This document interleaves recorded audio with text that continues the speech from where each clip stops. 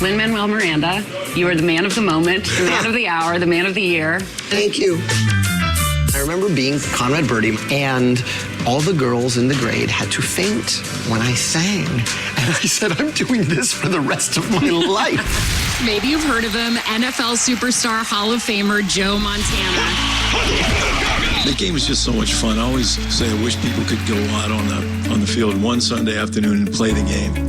And win or lose, just to get that feeling of what it's like out there. Because there's nothing like it, and nothing like it around. Tony Robbins. And I just started to cry. And I realized in that moment, this happened because I did what was right. I didn't do things for brownie points. I didn't do it for positioning. My heart knew it was right, and I did it. And I was rewarded. It's like the money showed up. But how is that different from me wanting to give my last paycheck to the Broadway show I want to invest in? It's not different than that. If you did that once, it would be good. If you do it regularly, you're in trouble. Fair enough. Todrick called.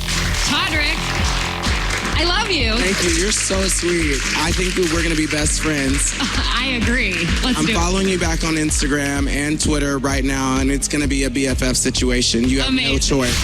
Welcome, Tori Amos.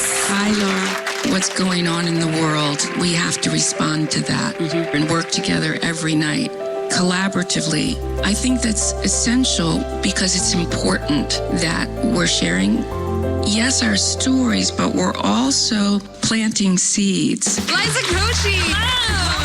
You are both on screen and off, really setting an incredible example for the young people of today. And it's really been an honor to spend this time with you today, Liza. I'm in love with you. Let's get married. Let's go.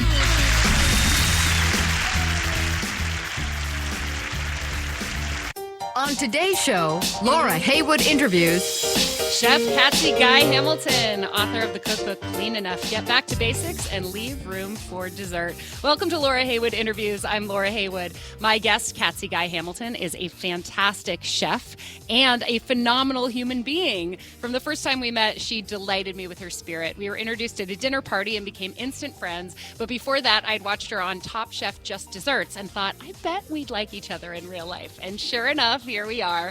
One of my favorite things about Katzie is her determination to grow, learn, and evolve. Like me, she's fought against the idea of being thoroughly defined by one brand, and she's proven that being a well-rounded, hardworking, and ever-evolving human is the key to happiness. Her book, Clean Enough, Get Back to Basics and Leave Room for Dessert, is all about confidence in the kitchen, in both cooking and eating, and the joy that comes from creating and devouring culinary delights that score high on both the health and happiness scales. She's done the impossible by proving that she can be a dessert connoisseur and a fitness professional. She's currently the director of food and beverage for Equinox. Katzie's a chef and I'm a broadcaster, but we have the same mission in life, which is spreading happiness. And speaking of happiness, I'm so happy you're here, Katzie. What an introduction.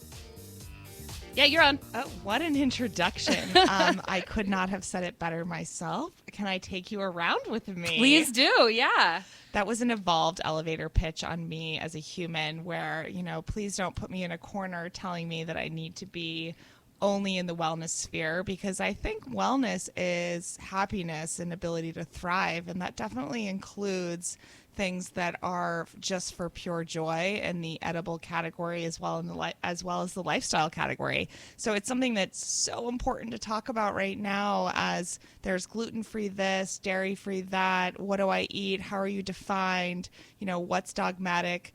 That is part of my identity, and my identity is who I am, which is a combination of things. Totally. I really relate to this because, as listeners of this show know, for the last 4 years since I had my big reveal that I was the human being behind the anonymous Twitter account Broadway Girl NYC, people have been like, you're Broadway Girl, so why would you be interested in talking to somebody from the world of sports? Or why would you have a chef on your show? Or, I've actually been overlooked for potential professional opportunities that I'm totally qualified for because my brand is so strong. Mm-hmm. And they're like, what would Broadway Girl be doing that in that space? And so when I started this show, I knew that I would have much more, an easier time getting advertisers and probably faster pickup on subscribers if I branded it as Broadway Girl. But I was like, no, I'm putting my name on it. It's going to be called Laura Heywood because I am a whole, well-rounded person. And I'm a person that's allowed to evolve. That's actually a funny point. So I'm a published author. amazing. Yeah. It's a huge accomplishment. Clean enough, get back to basics and leave room for dessert. It's amazing. And my literary agent, has stood alongside me in the process, because as a young author, a new author, it's very different than, third, fourth book down the road. And I plan on continuing to do this. I love to write. It's a really great creative outlet for me and challenge. That being said, I was rejected a lot. I mean, I started off as a pastry chef, and that's how we first met in that context. And, I've always been the person that has wanted to be well. Part of being more emotionally evolved, more mature was, okay, how do I be well in a sustainable fashion versus crash diets, you name it. I mean, I was exposed to the sugar world far before it was like this thing, because it's what I existed off of. And I became a health coach. So I've had this kind of evolution. And with the book and the rejections, I was like, okay, it's not about one or the other. People don't just need to read about how to do meal prep. They need to read about life. And yeah, that's like a high-reaching goal for a cookbook, but it's not just a cookbook. It's a stance on being well. And oh my gosh, everyone was like, you're a pastry chef.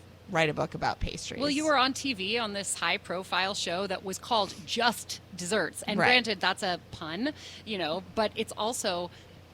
It's easy to say, well, what does she do? Just desserts. She's a pastry chef. Yeah. And then it was like, oh, well, she works for Equinox. And I was supposed to be defined by working for Equinox. It's an incredible brand. It's like, no, I support Equinox's high-performance lifestyle, i.e. the members do not just go to the gym and drink protein smoothies. They live a full life. And everyone, I was like a high-risk case. Every publisher was like, nope. No, we like you. You're great. No, until it happens. Yeah, and it's a beautiful hardcover book with tons of gorgeous photos. How did you find the photographer to get all of these gorgeous shots? Well, I'm so excited I get to talk about the photographs. Okay, so I understand none of you can see the photographs. Well, yes, they can. KatzieGuy-Hamilton.com. .com/buy the book. If you buy it off my website, I'll send you a signed copy. And so the photographer, Brian Kennedy, is a phenomenal talent, and he does a lot of still life in the food space.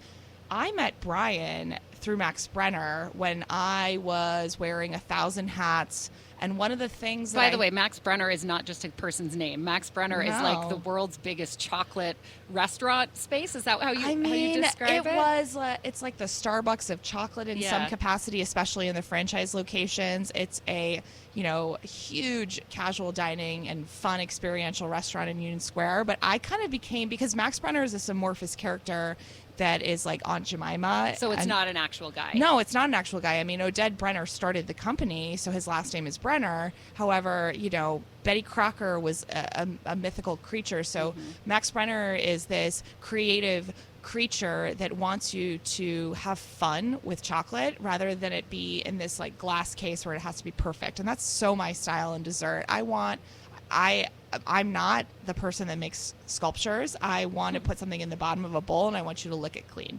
So where were we even talking about? You were talking about... the photographs. So Brian, reshooting something that is all about chocolate and irreverence can be really tough when you have, photographs from another photographer that are, have stood the test of time with the brand. So Brian really took on the challenge of doing Max Brenner photographs again and bringing new life into it. And we worked together and we just got along so well. And he's the one that did my first headshots that I loved. So I did this cover of Dessert Professional and I was like, hold on. Nice cover, girl. I know. I was like, so I'm going to sit on the counter. I want to be wearing sneaks. They're really cool kicks. And I want to be eating chocolate pizza. And everyone's like, what is wrong with you? I'm like, just roll with me. And it ended up being an amazing, amazing photo. So because it was really you.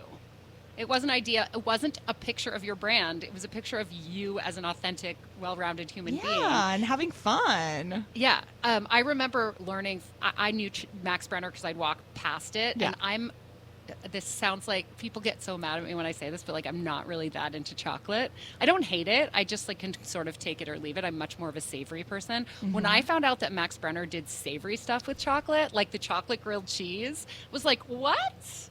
And you had a new convert in me. That's good. Yeah. I mean, chocolates and mole. I know. Well, I do love a good savory chocolate mole. Yeah. Yeah. So nice work with everything you did to sort of increase awareness with that brand. And just getting back to the photos. So I have a little bit of that, like way back in another lifetime, a little bit of print modeling experience. Amazing. And I did this campaign for a drink company where I had to be sipping a frozen margarita, and it was not actually a frozen margarita. It was all food styled with all of this science, where it was actually to make it look like it was frozen, but we could last through the entire photo shoot. They made it with this, like, it kind of was like Jell-O, but it was not edible. It was this chemical stuff that would make it look like blended ice. Oh. And they were like, whatever you do not put this in your mouth. So we just posed with the things. I'll see if I can find a picture and post it online.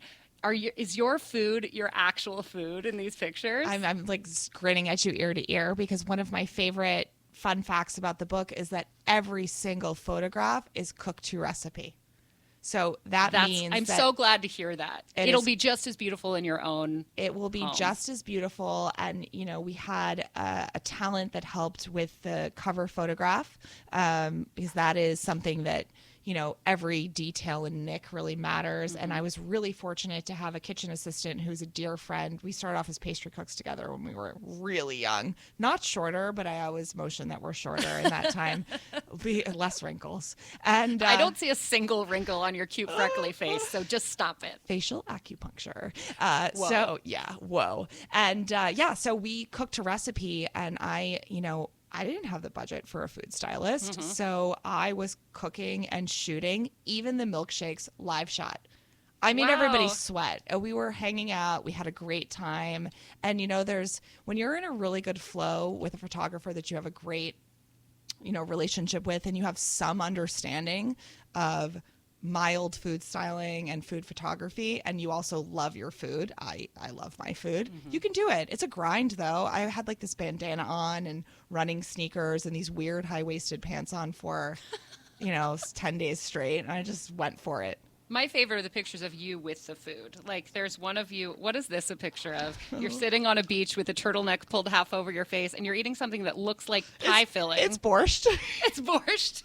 So whose idea was it to, okay, instead of just taking a picture of the borscht, which is beet soup, what if we put you in a sweater and no pants, kneeling on the beach? That's a Stephen Allen sweater. Oh, well, it's beautiful. How did you decide which pictures you were in versus which ones would just be pictures of the food? I mean, look, I'm a creative, and I have a story in my mind. I use recipes to, capture memories, and I am I'm in my head. So this is my head in a book, and hopefully there'll be more. Is why we love each other. I mean, Amelia Clark did a photo shoot with Wall Street Journal magazine years ago. It's still in my drawer, and it was when she was a brunette rather than everybody knew her as a blonde. Mm-hmm.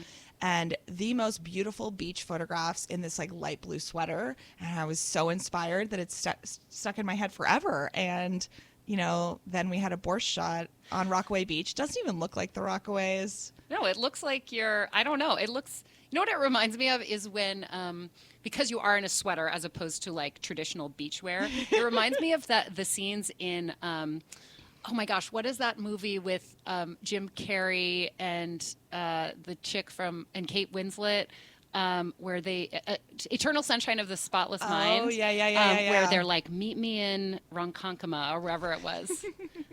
Because I don't think people usually think of the beach in cold weather. The beach is sweater weather. The beach there's nothing better than being on the beach in kind of cool sand and a hoodie on.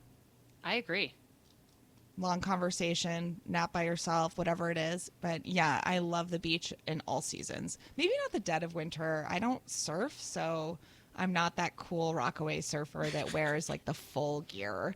I will be a spectator. My favorite winter beach scene is at Coney Island. Yes. And I like to go down there in the dead of winter when it is completely deserted. It feels post-apocalyptic, and it is gorgeous, to see these grand, whimsical structures with a backdrop of snow. and like feel like you're the last person left on earth. For some reason, that's comforting to me, that idea. I don't know why. I like things that are peaceful and quiet. As much as I live in New York and I have access and do everything, I'll drive through the countryside alone and, have the best moment eating a peach off a tree alone. So yeah. Well, I think that that's an important thing that actually relates back to the intro that I did about you in terms of being kind of a study in contrast. I think so few people, especially in this age of branding, actually allow themselves to live in sort of competing states, or, it's like be one thing. Don't be careful about trying to to have things that theoretically oppose each other as part of your identity. And people who know me would think that I am an extrovert because I'm incredibly social, but I like to say extroversion is is like if I was an iPhone, extroversion would be my best app, but it drains the battery the fastest. And if the battery is low, that app will not function. Yep. It'll glitch in weird ways. Yeah, it'll go on like an app on my phone right now that I will not name, and it just, shorts out on me and disappears when I need to sign in somewhere. Yeah. 100%. Yeah. I mean, look, your identity, people want to have qualifiers so that they can understand, right? I understand you through my own interpretation of myself and my experiences. It's just the way it works. And, but you are a dynamic person because life is dynamic. There are seasons for a reason. There's day and night for a reason. And you have many experiences that build and evolve what you think and what you do. That being said, you can't be great at everything, right? Like the jackass Maybe of all you can't. No, just kidding. The jackass of all trades, the master of none. Yeah, my mentor shared that with me many moons ago. I was going to say you should copyright it, but not if you got it from someone else. No, that was totally Sherry Yard. And so, there are things I have to focus on, and it really helps me make decisions about what to do and what to say yes to and what to say no to, which is a huge part of what I'm in right now in life. And at the same time, I have to give myself freedom to be. It's a combination of the two, and it's your own magic mix. Totally. I've heard there are I listen to a lot of entrepreneurial podcasts and read a lot of books about people who have kind of created themselves from scratch. And one of the things that I love is the idea that maybe everything in the world has been done, but it's the intersections that haven't been faced yet. Like if you can find the two things you love the most and figure out where they intersect. Like for me, it was, the way that Broadway Girl happened was that I am by nature a contagious enthusiast. When I get excited about something, people around me get excited about it too. And then I was just in that particular moment so obsessed with Broadway, and this thing just sprouted. And there have been Broadway experts before, and there have been people who've sort of made a career out of fandom, but not in the way that I did it in that particular moment. And I think if people stop thinking about themselves as on one path, but figure out where two paths cross, and they set up their little booth there, that's what makes for I was going to say evolution, but I think it's more about just having one's own space. Yeah, having your own space. And what you're also talking about is like your own unique viewpoint, where you don't want to discredit the way in which you perceive, interpret, digest, and create. It doesn't mean that you should have a huge ego. You're the grand orator on, Broadway, but the way in which you interpret performances, you rally people around you, is unique to you. And so while, I don't even know Katie Parlow well, but she's got a book out right now called Food of the Italian South. She's amazing, right? There are people that have written about Italian food for many, many years. It's one, there's an element of freshness, right? It's her take on it at this time, her being in that age bracket at that time, living in Rome. And the second thing is that it's her way of interpreting sitting down to dinner with people. And that's the way I view, doing research about people coming together to thrive. Have people gone to Costa Rica and researched the Blue Zone ad nauseum? 100%. But the way in which I ask questions, I interpret the way that the mom interacts with the kid and makes the corn or makes the, carrot stew, whatever it is.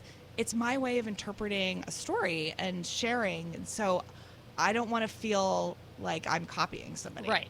Well, and nobody can ever truly copy someone. I mean, I guess you could set out to copy somebody, but we all have different points of view. And I work with a lot of college age students and even younger, especially the people who follow me on social media. And a lot of them are like, you know, I would have done what you're doing, but you thought of it first. And I'm like, but you still can do it because we won't be the same. You know, people like to say, it's a mixed bag to me. I get probably a tweet a week from someone who says, I want to be you when I grow up. And I always want to just like take their face in my hands and say, like, one, thank you, and that's lovely, but the world needs a you. There already is a me. And you, one, if you try to be me, you'll be 40 years behind because I started it, you know, I'm already going to be the best at being me. But also, what would the world be if it lacked a you? Yeah. And my pithy Broadway girl way of addressing it is, why be a revival when you can be an original musical? Oh, that's a good one. I know,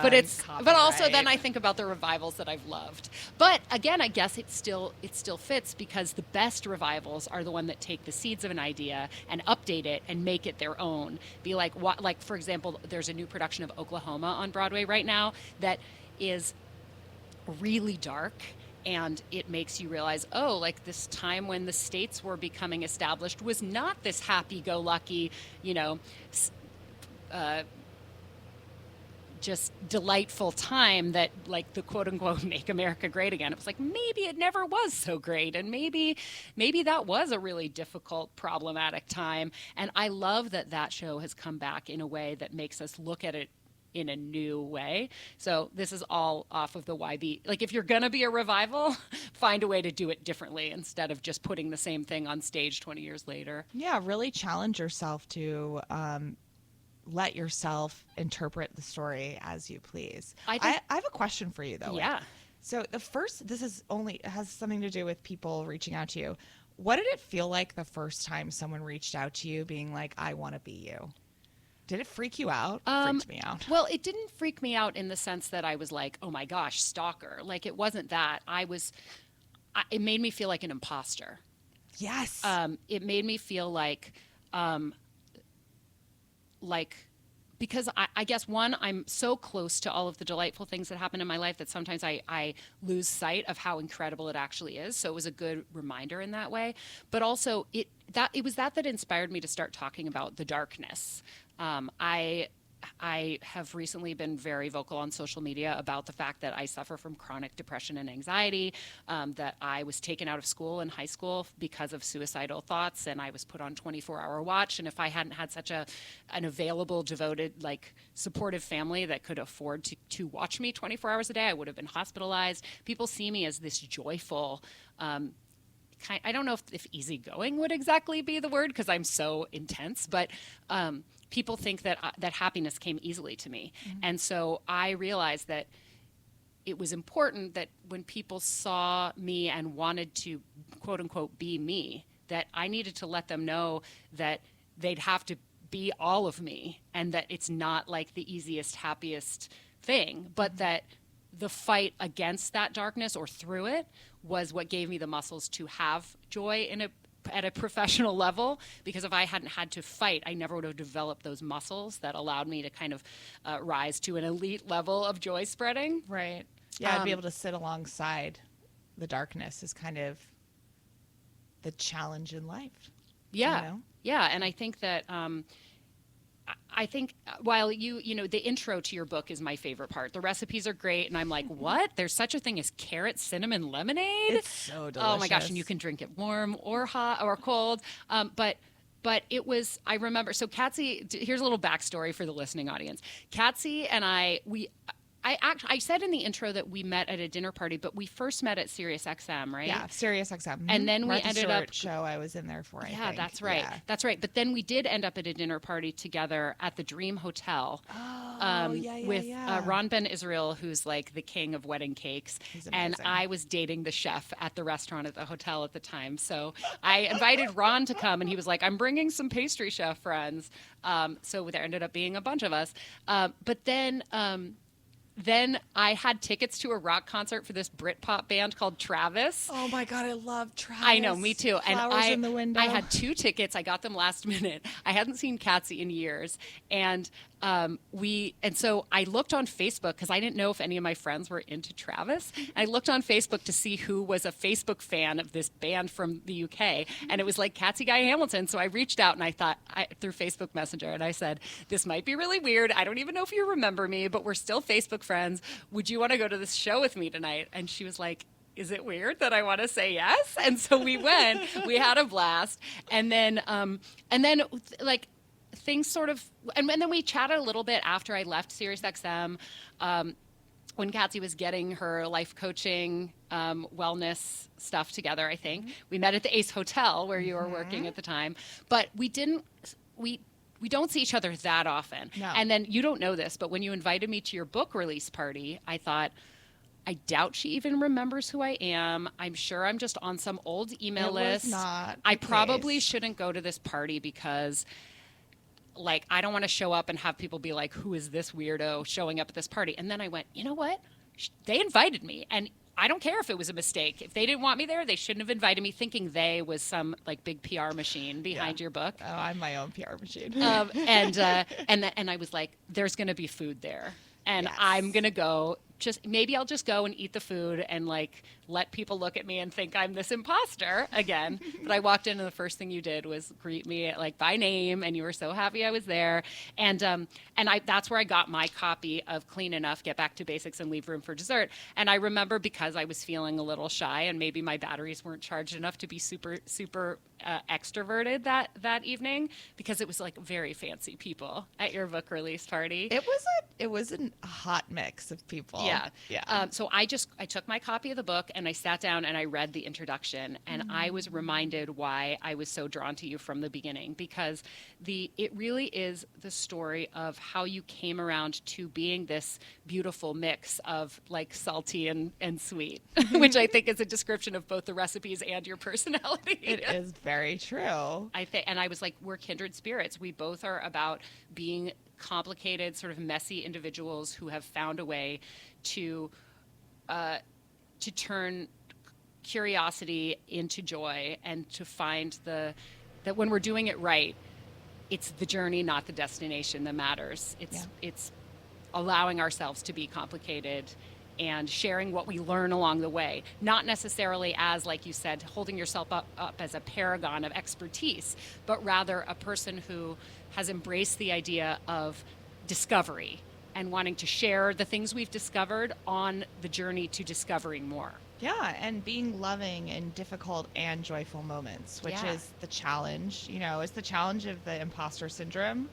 You know, I saw Brene Brown speak 2 days ago. I'm obsessed with She's Brene like, Brown. Wait, did she do a new speech 2 days ago, or you saw an old one 2 days ago? No, I went to the Wing and she spoke, and it was amazing. Wait, the Wing, the co-working space? Yeah, down in Soho. I'm not a member, so my friend invited me.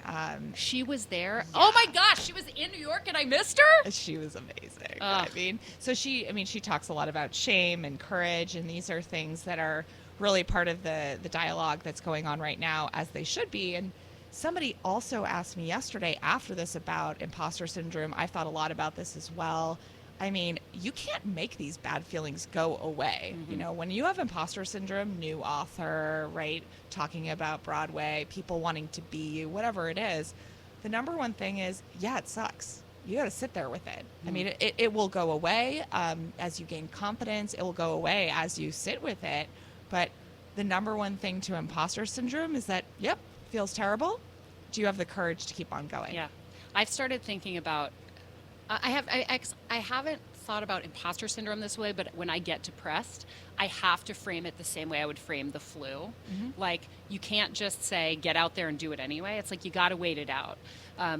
Like, are there flus that have killed people in history? Like, yeah, people have died of the flu. But if you get the right treatment and you remember that you won't have the flu forever, even if it feels right now like you can't shake it, that you can, there is a light at the end of the tunnel, to speak in a cliche.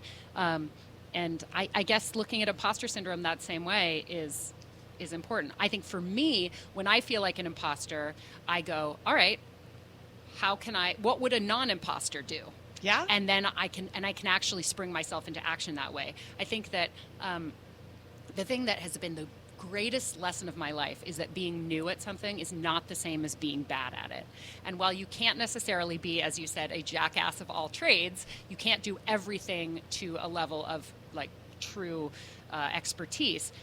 You can choose which things you do want to become an expert at. And as one of my favorite inspiring figures, Tom Bilyeu, who has a podcast called Impact Theory, says, on a long enough timeline, you can become the best in the world at anything. Anything. If you have enough time and you put in enough work. So when I was starting to do celebrity interviews on my own, I was like, I don't know if I can do this. I want to be as good as Oprah or Terry Gross, Yeah. And I thought, well, I can either show up and cross my fingers and hope I fake it well enough, or I can do 6 hours of research for a half-hour-long interview and be way over-prepared so that so I know I'm not an imposter. Right. Nobody should be able to do something, or there's no reason to think that one should be able to do something without working at it. Yep. And that's why I think this is not a term I invented, but I unfortunately don't know who to credit it to, like the curse of the gifted child. Because the gifted child will, is good at stuff without ever having had to work for it, and may grow up feeling like if they were meant to be good at something, they just know it off the bat. But I think that there is a contradiction to that. So they're gifted at certain things. We all have natural gifts that we can expand upon, natural talents, whether it's verbal, physical, you name it, artistic. But then there's other things that are very difficult for the gifted child, right? Sure, but they might be able to avoid all of those things, Yeah, 100%. because there are enough things they're good at. I would say that I was in that category. It wasn't until I was in my mid-30s that I realized that it was okay to start new at something. I joined a softball team when I was like 35, and I was like, I worked for a Major League Baseball team for a while. I love baseball, but I hadn't played since I was a little kid when it was just about fun. And this was for the Broadway Show League, so I was playing with and against Broadway actors that I loved. And I thought, I don't want to go and be bad in front of these people. But then I thought, the only place that you're guaranteed to be able to have concrete, measurable progress is when you have zero skills. Right. And so I went out there and I was like, I'm going to practice twice as hard as everybody else. I'm going to say, will you teach me? I'm going to say, I don't know how to swing a bat. I probably quote unquote throw like a girl because I've never been taught, but I'm not bad at it. I'm just new at it. And it's going freedom to be humble. Yeah. And people responded really well to that. The people who understand growth mindset the best, which is the topic of this book called Mindset by Carol Dweck, which if you haven't read it, it's like my Bible. It's also the topic of Equinox. What is? Growth mindset? Yeah, well, good. All I talk about is behavior and mindset when I love talk it. about food. No wonder we're kindreds. But yeah, like try being new at something and thinking about it in the sense of progress instead of results, and the whole world opens up to you. Athletes and professional performers, especially I think in theater, understand the idea that like you're not born knowing how to tap dance, and you're not born knowing how to sink every three-pointer, but the more you practice, the better you get, which is one of the reasons why I have found fitness to be so satisfying, because it was the first time in my life that I experienced the idea that somebody else giving me credit wasn't where the success lay. That I had to show up and actually do the work, not find a way to manipulate the situation so that I could get the points without doing the work. Mm-hmm. It's the Pilates perspective. So the way I always distill this, that if you love something, you need to do it, right? If you want to be better at something, you need to do it. And you can't instantly be good at something. And I always reference Pilates. I'm like, get on a Pilates mat or a reformer. You cannot fake Pilates. You either have the strength and the stability and the control over your body, or you don't, and you only get that with practice. So if you do not do Pilates regularly, you cannot be good at it. It's physically impossible. Mm-hmm. So I apply that to anything. I mean, I want to plug not plug it, but if you haven't seen the Beyonce documentary, Beyonce, an incredible performer. I haven't watched it yet. Oh my God, go home and watch it. I mean, but it also shows her journey from having twins and putting on this very dynamic performance, having a physical transformation, because we all sometimes have to have physical transformations, right? Bodies change, lives change, and you have to put the work in. You have to put the work in, and you have to put the work in, whether, again, it's physical at the gym, and really it's Pilates. It's like it's the test. People are like, I'm in shape, and you just put them there, and you're like, all right, do a bow pose, do your hundreds, and they last 5 seconds. I don't know what any of those things are. Oh, it's like when you sit on your tush and you put your arms in the air and your feet in the air, and you pump your arms, and you just use your core strength to keep you stable and upright. It's not. You just can't fake it. You cannot. It's very humbling. Yeah, I bet. I think of burpees like that. Like, I just after a year of chronic pain, and I was supposed to have back surgery a year ago in March, and it's complicated, but basically they realized the piece of bone that they were going to take out, the piece of a fractured disc, had redissolved into my body, so they couldn't do surgery anyway. So I started doing physical therapy and upping my talk therapy and working on like the mind-body connection and pain as a representation of repressed rage and all this sort of new agey stuff. But then I started going back to the gym, and I'd been going for a few years before I stopped. And I'm talking about Mark Fisher Fitness, my cult gym home where we dress in costumes, and like there's unicorns and glitter all over the place, and it's all kettlebell classes. Oh my gosh. And I had been great at burpees. I could do like 50. And then I came back after a year of not moving at all, and I went, I've lost it. I'm never going to be able to do it again. But I went 3 times a week for a month, and by the end of the month, I could do 1 burpee again. Yeah. And now I'm back to, I could probably do 10 now. Yeah. Maybe I could do 15 if I was like under the gun. Yeah, I do the class by Taryn Toomey because when I'm stressed out, I've got a lot of energy that's stuck and I need to scream. I live in New York, and we do exercises over and over and over again, like burpees, because it puts your brain into crisis mode and you're fighting it. And so if you keep on doing the burpees, all of a sudden it's over and you're okay. That's the beauty of it. Yes, it requires strength and coordination and stability, especially so your lower back so you don't hurt it. But the beauty of doing something to put your brain through, to mimic suffering, which is a very unproductive state, and get to the other side, there's beauty in that. One of the things that I learned about while I was studying mind-body connection is that if I don't think I read this anywhere, I think I invented it, but that if I twice a week scream into a pillow as loud as I can for 90 seconds, I have less pain in my body and less stress in my brain. Yeah. And I do it whether I need to or not. Sometimes it's fun. Sometimes I end up laughing. Sometimes I end up sobbing, even though I didn't think anything was wrong. But release of stress is so crucial. And I've never heard anybody deny the reality of a stress headache, but people will deny the existence of a stress backache. Oh, yeah. Or they'll say it's or sciatica. Well, that's what mine was. Or what do they call it? Carpal tunnel syndrome or shoulder pain. And just to be perfectly clear, to be totally explicit about this, it's not that the pain is all in your head. It is not in your imagination. It's that there are nerves that connect your physical body into your brain, and your brain feels the pain. The pain is real. It's just that, this is how I have come to see it. And again, I don't think I got this from any book, but like a human and a chair can both have broken legs. And in both cases, there is physical fixing that needs to be done. No one's denying the fact that your leg is broken. But a chair doesn't have a brain, so a chair doesn't have nerves, so a chair doesn't feel pain. And emotions. And so yes, the leg has to be physically fixed in both cases. But if you want to eliminate some of the pain, there are things that you can do that relate to your brain and your nerves and your emotions that can lessen it.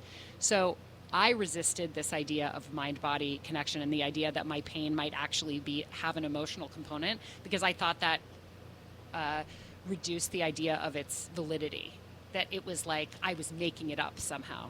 And it's totally combined, it's related, and that's why people that heal well, there's an emotional and mental component to healing from cancer.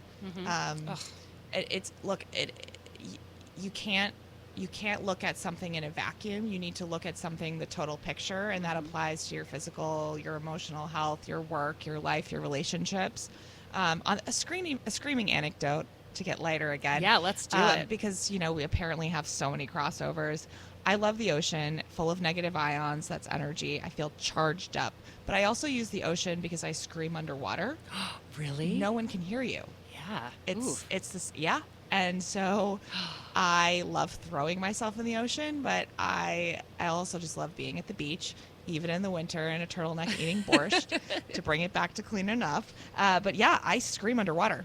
It is a huge release for me. My face looks completely different. I carry anything that I'm thinking, doing, eating, whatever in my face.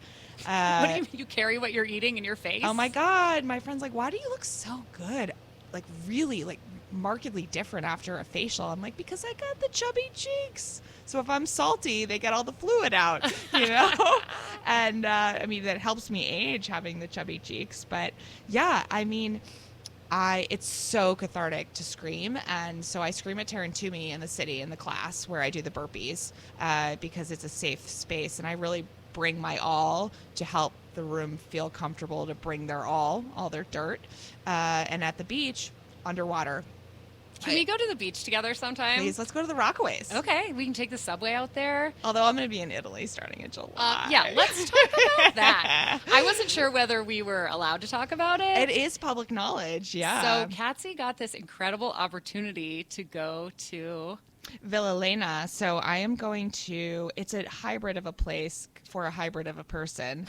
It's called Villa Lena, and it is in Toiano in the province of Pisa in Tuscany. And Villa Lena is an art foundation, an agriturismo, and a hotel. So it's an organic farm. There are artists that are residents, and then there's a chef in residence. It's not the chef of the hotel. It is the chef contributor. And one of the things that I've always known through volunteering in life, but really have learned in the process of promoting Clean Enough, is that I love doing workshops. I love doing light demos and then feeding people. I love doing very casual cooking events or baking events. And then I also love doing workshops where you really master pie dough or scones. I've got scones coming up soon.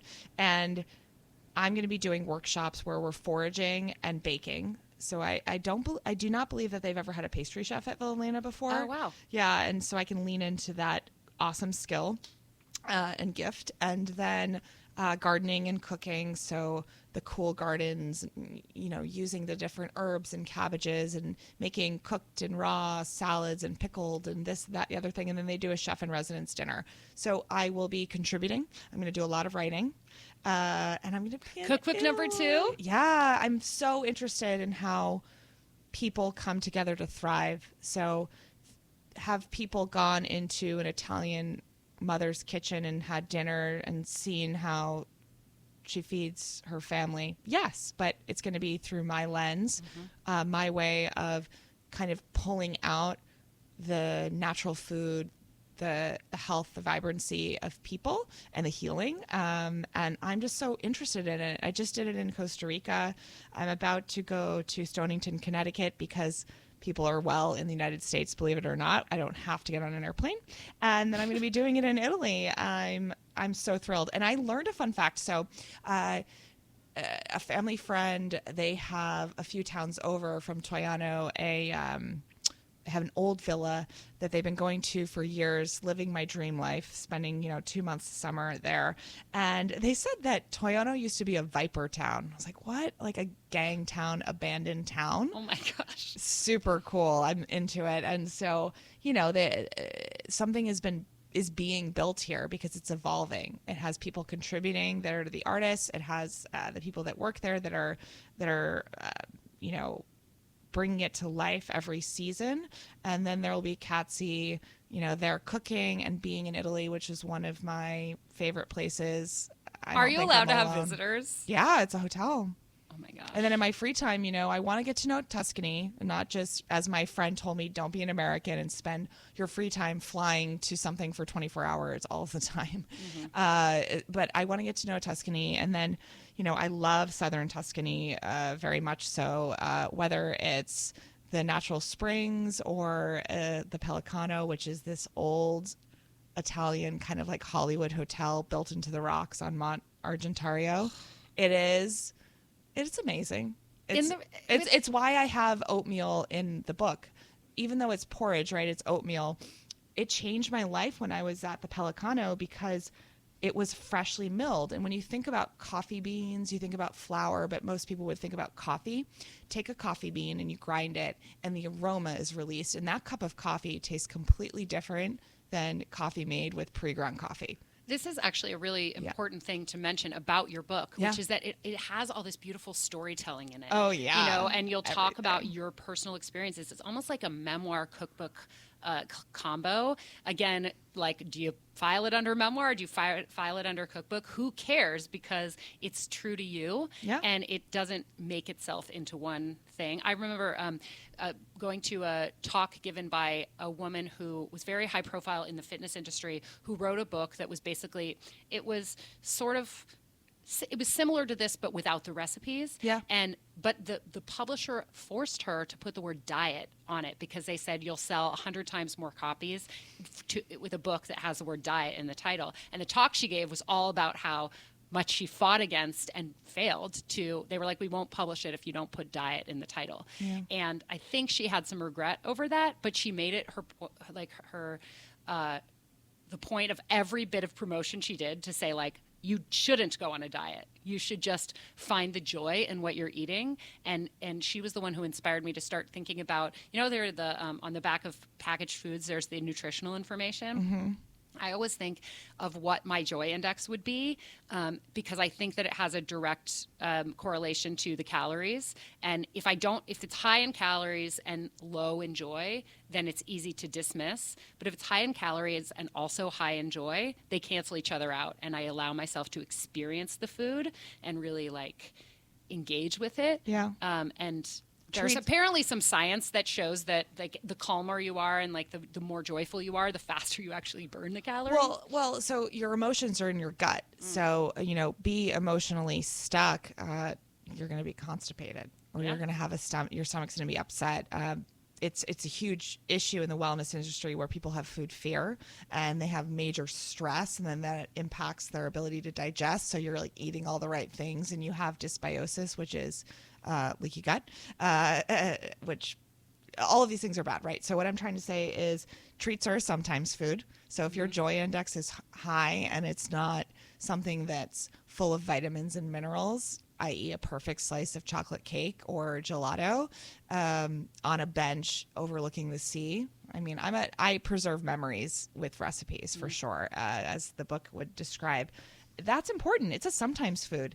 And if you're doing the things and your behaviors, and you're working on your behaviors around food, and you're filling your plate with nutrients, and you're learning what your clean is, the enough side is pure joy. Yeah. And that's up to you. Totally. We have a few minutes left. Okay. And I like to say we do one last segment just because. And what that really means is we talk about a just cause. Because why should we need a reason to promote doing good in the world? We shouldn't. We should do it just cause. And you have talked to me in the past about your experience with Bigs Littles NYC, and I'd love for you to tell the listening audience about this organization. Yeah, Bigs and Littles NYC, I've been involved even before I moved to New York. So I was donating to their silent auctions when I lived in Los Angeles, baking lessons when I probably wasn't even an authority to do that. Anyways, so I live a very privileged life. I have access to anything, and I believe that opportunity is so important, and support. And what Bigs and Littles does, they have the mentor-mentee model, and they also support the entire family. So you can't just support a child if you do not support the unit. And they serve all 5 boroughs of New York City with counseling support for the families, the mentee mentor program.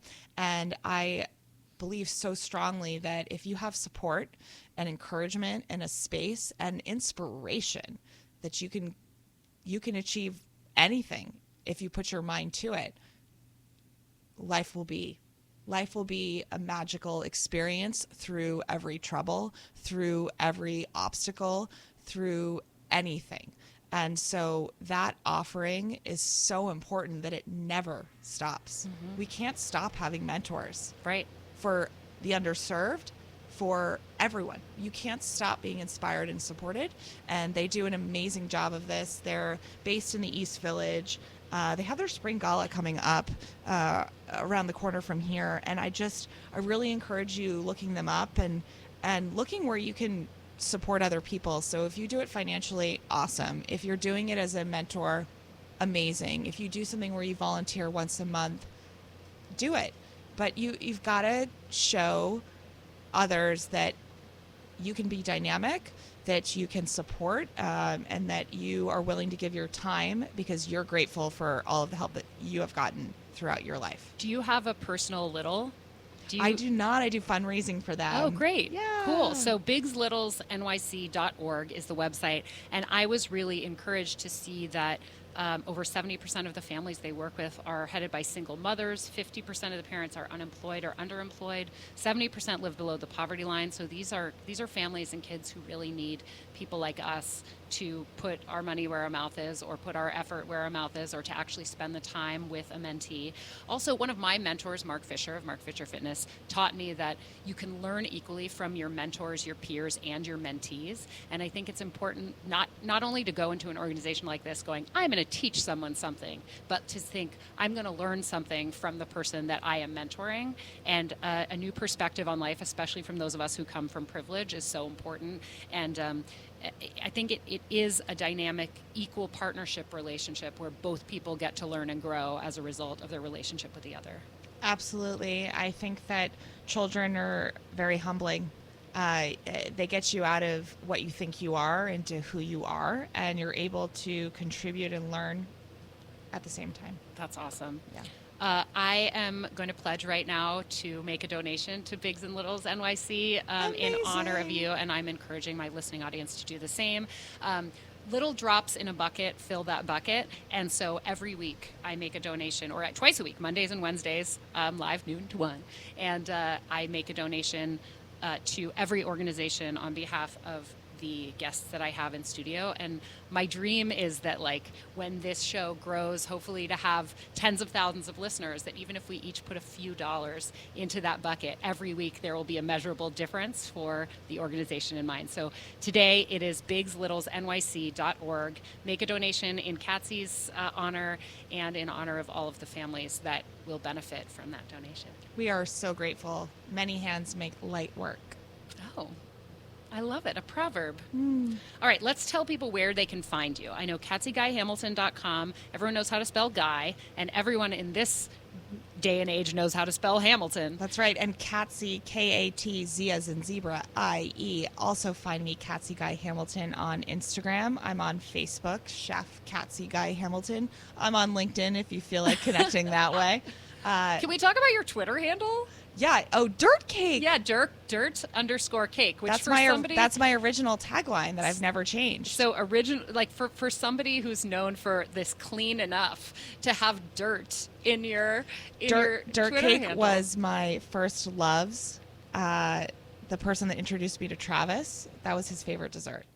Oh, Travis the band that we went to see. Travis the band. Dirt to bring Cake, it full circle. Yeah, exactly. So I was like, who's Travis? And then I realized, oh yeah, that Britpop band that we both love that we went to see when we restarted our friendship, which had been Derek professional Wood. Derek before Wood that. loved Dirt Cake. So what's Dirt Cake? Dirt Cake is basically a beautiful layered mixture of chocolate pudding, cream cheese frosting, crushed cookie crumbs, gummy worms. And when I did it for the Googa Mooga, do you remember the Googa Mooga festival that happened in Prospect Park? No. 2 years and then it went goodbye. So I sold Dirt Cake. I made a giant fish tank out of plexiglass that I had assembled. And I layered Dirt Cake. Homemade. So I made homemade chocolate custard. The pudding recipe is in Clean Enough. Homemade chocolate cookie crumbs. I think we made 5,000 gummy worms, maybe more. You made gummy worms? Oh. We're going to have to talk about this because gummies are my weakness. 5,000. And then we would scoop it into cups for everybody. I made all of the volunteers dress up as gardeners. There are amazing photos of this. You made dirt cake on Just Desserts, didn't you? Did I? Somebody did. Oh, no. That's when I did the garden. So the Yeah. Willy Wonka challenge, I made carrots that I planted in the ground. That was Ron Ben Israel's when he was the guest judge. Right. That was my shining moment. That's why I worked for Max Brenner, that episode. Really? So there was dirt in that. It was edible dirt, but it was different than dirt cake. Yeah, so dirt cake is more like a pudding-y mixture, and then that was carrots that were, carrot cake in the shape of carrots that were planted in the ground with big pots of cream cheese frosting. Oh my gosh, yum. I mean, if you allow yourself to not be distracted, my number one thing that I'm going to leave everybody with, when you remove distraction, your mind can think of really magical things. This is why I have been trying to be on my phone less. I have a habit of, or like when I get home, I turn my TV on because I live alone and I'm not that comfortable with silence. But I have been thinking a lot about the importance of boredom, and that this is where great ideas come from, are from allowing yourself to be bored. And especially when I wake up in the middle of the night lately, I'm not always successful, but I try really hard to not grab my phone. And I think I'm going to lie here and be bored and see what comes into my brain. And I think that's related. It's totally Don't related. distract yourself. Let yourself, give yourself that open space, which might feel uncomfortable. But again, discomfort is the path to so many wonderful things. Yeah, like getting out of imposter syndrome. Exactly. Yeah. All right. Thank you so much, What Katzie, a for being pleasure. here. Everyone check out KatzieGuy-Hamilton.com. Pick up your copy of Clean Enough, Get Back to Basics, and Leave Room for Dessert. If you buy it through the website, Katzie will send you a signed copy. Remember, if you're listening through the free podcast, that there is a way to get every episode a week early, and that's by becoming a patron at dnrstudios.com/Laura. I get a few bucks from those subscriptions, and they help me continue to make the show. So please consider becoming a patron, even if you're listening on the podcast version. Check out my interview archive at lauraheywoodmedia.com. Follow me on social, Broadway Girl NYC, and I'll see you next time on Laura Heywood Interviews. Katzie, it's been such an honor. Oh, it's amazing. Ciao for now. Time.